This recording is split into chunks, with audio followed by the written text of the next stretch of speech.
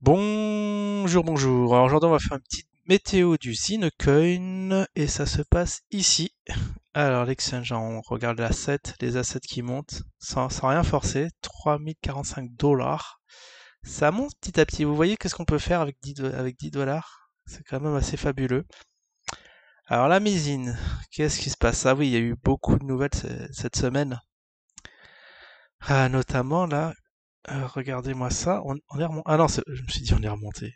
Parce que j'ai pas. Non, mais en fait, j'ai pas du tout suivi. Je vous avouerai que le Zine est passé en second plan. Il y a un asset qu'il fallait vite vendre et acheter. Je parle du Dodge. Bon, on en parlera peut-être dans une vidéo ou en live. Alors le Zine, oh, j'ai eu peur. Je crois que ça avait disparu le truc. Vous imaginez un exit scam du jour au lendemain, ça serait un peu fâcheux. Voilà, alors en daily, où est-ce qu'on en est en daily? Ah, vous voyez, on est à 0. La cotation, attendez, j'ai peur de mal voir. J'ai peur de m'avoir. C'est où qu'on voit la cotation? Aïe aïe aïe. Ah, 52. On est à 0,52. Ah, petit pump, petit pump. On s'y attendait pas. Alors l'analyse. Ah oui, ça rebondit. Bah, pile poil. Alors, déjà, on va voir. C'était la semaine dernière ici? On était le 26 la semaine dernière? Alors on est le combien? On est le 10. Ah non, c'était le 3. Ah bah c'est ici. Ah, j'ai pas mis ma petite flèche traditionnelle, c'est bizarre. Bon, on va la mettre du coup. Alors ça devait être le 3 la semaine dernière. Alors la flèche. Hop, ah ouais, en fait c'est comme sur TradingView. La flèche elle est à part. Alors c'était ici. Alors vous voyez, il y a un petit rebond comme prévu. Là il y a un support comme long terme au 0,037. Quoique j'ai pas. C'est bizarre, on dirait que j'ai pas analysé parce que j'ai pas mis ma petite flèche ici de rebond. Bon, on va la mettre maintenant. Faudra se référer à la vidéo de la semaine dernière pour voir vraiment. Parce que soit, voilà, soit si le support ça casse bien, ou alors, voilà, on a eu même quatre bougies vertes d'affilée, ce qui est assez mémorable. Alors le point haut ici, on va les mettre au niveau de la mèche, même si pour le zine, les mèches sont pas significatives, vu la faible liquidité, on peut l'amener dans tous les sens. Et regardez-moi bien, écroulement de la liquidité, on peut même plus voir en daily combien on est. Très très peu. Du coup, qu'est-ce qu'on a eu? On a eu, waouh, là on a eu des, waouh, c'est un beau marteau qui nous a fait. Du coup, derrière, bougie rouge. Et après, là, ça essaie de vivoter. D'accord, ça fait une petite vague comme ça. Alors, au niveau des moyennes mobiles, bah, elle se rapproche. Elle se rapproche. Bon, ça a l'air bien calme. Ok, là, c'est en délit. Et du coup, est-ce que ça fait une figure jolie, jolie? On dirait, on a toujours la tendance qui est bien baissière. Elle vient de loin en plus. Elle vient de loin, vu que ici, la mèche en haut. Alors, faudra que je prenne ça. Voilà, ça va être très facile de prévoir le cours. Alors, si j'arrive à le choper, ouais, super. Ah non, sauf que je voulais pas faire ça. Je voulais me mettre vraiment aux extrémités. Choper cette flèche, la placer vraiment au point haut des mèches, et là, et ici, et ici. Alors, est-ce qu'on oserait mettre les 11 $? Ça, il n'y a pas beaucoup de contacts ici. Il y a plus de contacts si je la mets à ce niveau-là. Tiens, on va faire ça, un truc vraiment de très très long terme. Voilà, j'espère que ça va passer sur les points hauts, sur les points hauts qu'on a eu récemment. Ouais, ça semble coïncider. Ok, sauf que là je suis en daily. Ah oui, il faut vraiment que je l'écarte un peu. Bon, ok, bah analyse daily, je dirais que ça a l'air toujours baissier hein, cette affaire. 0,54, ça a l'air très très haut. Du coup, on peut espérer un retour dans les 0,30. Tiens, on va passer en 4 heures et après en 1 heure. Waouh, il n'y a plus personne. Tout le monde s'est barré ou quoi? Tout le monde s'est barré ou quoi? Qu'est-ce qui se passe? Ah là là, ça s'est taré d'un coup. On dirait qu'il y a zéro, il y a plus personne. Attends, on est bien le 10, ouais, on est bien le 10 et... Waouh, il y a eu un petit achat là à la sauvette, mais c'est tout quoi. Qui a osé faire ça? Et en heure, et en heure. Mais c'est encore plus calamiteux, hein. Vous voyez là? Alors est-ce que je peux réduire la fenêtre des volumes? Je la vois pas. Ah oui, je suis sur blanc, mais c'est quoi ces histoires? Pourquoi je suis pas en... je suis sur fond noir là. Voilà, ça fait plus sérieux ça. Ah oui, bah là ça change tout. Ok, bah c'est super. Donc ici, on voit que... Wow, 1K de volume 1000. C'était quand ça? C'était à 3 heures du mat. Il y a quelqu'un qui s'est levé exprès à 3 heures du mat, qui a vu le truc pumper, il en a acheté.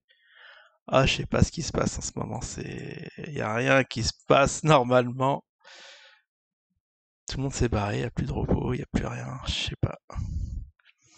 Allez, assez trollé, on va aller dans la vraie plateforme. On va aller sur Probit. C'est là que ça se passe. Après, peut-être que les analyses B-Box peuvent vous intéresser. Je fais un petit sondage. Est-ce qu'on analyse sur B-Box jusqu'à la mort? Ou alors on passe sur Probit où là, bon, on a basculé.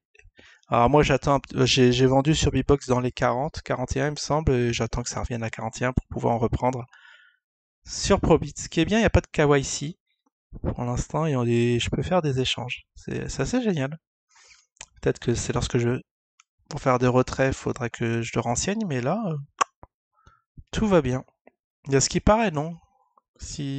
Alors c'est qui avait pris? C'est Laurent? Je crois que c'est Laurent ou Perma. Qui m'ont dit qu'ils ont pu faire des virements aller-retour sans KYC. C'est assez étonnant, mais si c'est le cas, Probit number one. Bien sûr, on attend la venue sur les 3 plateformes du top 10. Ah, je sais pas si c'est d'actualité, on verra. Peut-être qu'il y aura un live ce soir de Karim. Ah, alors je sais pas du coup si je vais faire un live ou pas. On va voir. On va voir. Du coup, là, je suis un peu perdu avec cette nouvelle plateforme. Alors, vous voyez, il y a eu du gros pump, il y a eu du méchant pump, hein. On avait eu une journée extraordinaire à 1,42. Un nouveau point au local. Alors, je voudrais déjà mettre en noir. Alors, si quelqu'un pouvait dans les commentaires me dire comment on met en noir, parce que là, vous voyez, en bas, il n'y a rien. En bas, à droite, à gauche. En haut non plus. Et je voudrais mettre le graphique plus grand.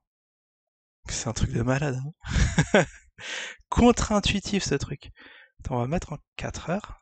Mais là, je peux pas bosser comme ça. Je peux vraiment pas bosser comme ça. Ah, vivement qu'ils arrivent sur TradingView, parce que là, je peux... À changer de plateforme comme ça, je comprends, j'y perds mon latin. Ouais, bon, ok. Alors au niveau des volumes, ce qui est intéressant, je vais remettre en journalier. Ouais, on va voir le volume journalier quand même. Est-ce que ça change? Est-ce qu'ils sont actifs? Alors du coup, sur Probit, côté sur une seule paire USDT. Contrairement à B-Box où il était sur USDT et ZIN ETH, il me semble. Et là, et là, je regarde les volumes journaliers qui sont... Attends, c'est pas les volumes. Ah ouais, en plus, j'ai pas l'échelle des volumes. Mais qu'est-ce que c'est que ces histoires? On a les volumes dans le graphique. Comme dans TradingView, les volumes dans le graphique. Non mais ça va pas. Qu'est-ce que c'est que ce truc, quoi? Du coup, je peux pas voir les volumes en journalier. C'est ça qu'ils sont en train de me dire. Non mais c'est une catastrophe. Mais en tout cas, elle est assez stylée. Franchement, j'aime bien. C'est carré, il y a les cases, on sait où renseigner l'actif, etc. On sait où placer les ordres ici. Alors pour l'instant, j'ai rien mis. Je peux absolument rien faire, donc je fais un petit transfert de B-Box à Probit. Je mettrais, je sais pas. C'est vrai qu'il faut à ce qui paraît, B-Box ça va mal et faudrait se barrer. Je mettrais au moins la moitié. Je vais faire un swap de tous mes actifs, hein. Je ferai ça en live, ça va être plus... J'aurai plus le temps de le faire parce que là, on est un peu pressé par le temps. Il reste combien de minutes? Oh, déjà, ouais, il reste plus qu'une minute. Du coup, ouais, vous me dites, hein, parce que là, le Probit, je sais vraiment pas comment l'utiliser. Il y a les favoris, alors, en favoris. Comment on met ZIN USDT? USDT en favoris. Attends, c'est bizarre. Ah, ZINcoin. Ils appellent ça ZINcoin. Ok, c'est la paire ZIN USDT, elle est là. Ah, faut cliquer sur... D'accord, faut cliquer sur la petite étoile. Du coup, il y a favoris. Ah, c'est bien, là, il y a les projets défis comme... Ça, c'est comme sur Binance. KRW, la paire est disponible sur Probit Korea. Souhaitez-vous accéder? Non, merci. On a ETH. Qu'est-ce que c'est que ce BizBiz? Il y a BTC. Tout ce qui est contre la paire BTC, USDT.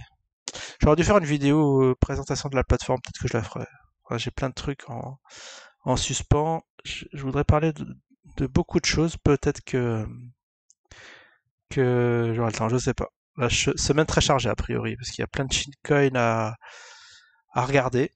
Et peut-être le Dodge, hein, on va peut-être parler du Dodge parce que j'ai un plan de trading assez béton qui permet de... Bah, c'est les cycles, hein. C'est les cycles et là on va enclencher un cycle haussier, donc il faudra que je vous en parle. Enfin, en tout cas, voilà. Je suis un peu coincé là. Donc j'ai trois questions ici. Comment le mettre en noir sur blanc?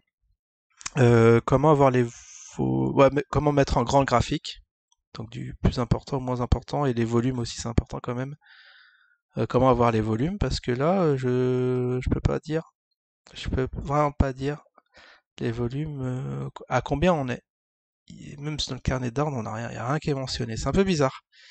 En tout cas voilà. Je vous souhaite à tous une très bonne semaine et je vous dis à la prochaine. Ciao tout le monde.